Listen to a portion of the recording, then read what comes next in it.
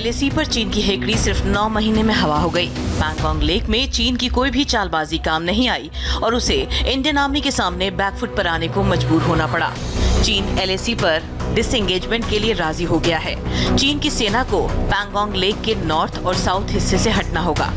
राज्यसभा में रक्षा मंत्री राजनाथ सिंह ने कहा कि भारत अपनी एक इंच जमीन की रक्षा करेगा और चीन से समझौते में हमने कुछ खोया नहीं है। पैंगोंग लेक एरिया में चीन के साथ डिसएंगेजमेंट का जो समझौता हुआ है उसके अनुसार दोनों पक्ष फॉरवर्ड डिप्लॉयमेंट को phased, coordinated and verified manner में हटाएंगे। चीन अपनी सेना की टुकड़ियों को नॉर्थ बैंक में फिंगर 8 के पूरब की दिशा की तरफ रखेगा और इसी तरह भारत भी अपनी सेना की टुकड़ियों को फिंगर 3 के पास अपने permanent base Dhan Singh Thapa post पर रखेगा। इसी तरह की कार्रवाई साउथ बैंक एरिया में भी दोनों पक्षों द्वारा की जाएगी। इस बातचीत में हमने कुछ भी खोया नहीं है। सभापति महोदय, सदन को यह भी जानकारी देना चाहता हूं अभी भी LAC पर डिप्लॉयमेंट तथा पेट्रोलिंग के बारे में कुछ आउटस्टैंडिंग इश्यूज बचे हुए हैं। इन पर हमारा ध्यान आगे की बातचीत में रहेगा। चीन पैंगोंग लेक में फिंगर 8 से पूर्व दिशा की ओर लौटेगा और भारत अपनी सेना पैंगोंग लेक में फिंगर 3 पर रखेगा।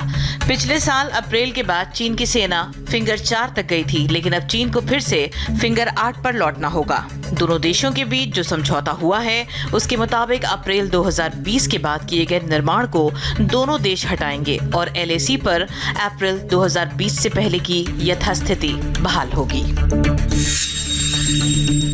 बीजेपी आज पूरे देश में पंडित दीनदयाल उपाध्याय की पुण्यतिथि को समर्पण दिवस के रूप में मना रही है। इस मौके पर PM मोदी समेत पार्टी के तमाम नेताओं ने पंडित दीनदयाल उपाध्याय को श्रद्धांजलि दी।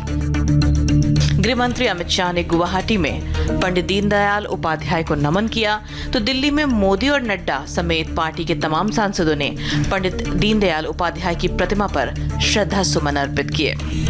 दिल्ली के डॉक्टर अंबेडकर इंटरनेशनल सेंटर में प्रधानमंत्री नरेंद्र मोदी ने बीजेपी सांसदों को संबोधित किया। उन्होंने कहा, देश आत्मनिर्भरता की राह पर चल पड़ा है। भारत की विदेश नीति आज दबाव और प्रभाव से मुक्त है। हमारी विचारधारा देशभक्ति से शुरू होती है और हमारे लिए राजनीति में भी राष्ट्र नीति सर्वोपरि है। हमारी प्रेरणा राष्ट्र नीति है। राजनीतिक स्वार्थ के लिए हम निर्णय नहीं करते हैं और इसका असर जन सामान्य के मन पर होता है। साथियों, हम राजनीति में सर्वसम्मति को महत्व देते हैं। हम सहमति के प्रयास को करते करते सर्वसम्मति तक जाना चाहते हैं। राजनीतिक दल हो सकते हैं, हमारे विचार अलग अलग हो सकते हैं, हम चुनाव में पूरी शक्ति से एक दूसरे के खिलाफ लड़ते हैं, पर इसका मतलब ये नहीं कि हम अपने राजनीतिक विरोधी का सम्मान न करें। आपने देखा होगा, प्रणब मुखर्जी साहब, हमें भारत रत्न देने में गर्व हुआ। वे कोई हमारी पार्टी के नहीं थे, हमारे आलोचक थे।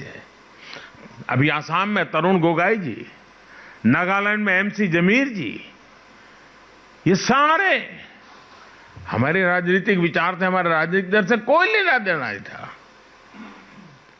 न ही हमारी पार्टी का हिस्सा थे, न हमारे गठबंधन का हिस्सा थे, लेकिन राष्ट्र के प्रति उनके योगदान का सम्मान करना हमारा कर्तव्य। हमने पद्मश्री दिया, पद्म भूषण दिया।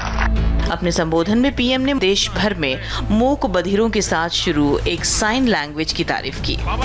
उन्होंने कहा, छोटे छोटे लोगों की फिक्र करने से ही देश बड़ा बनता है।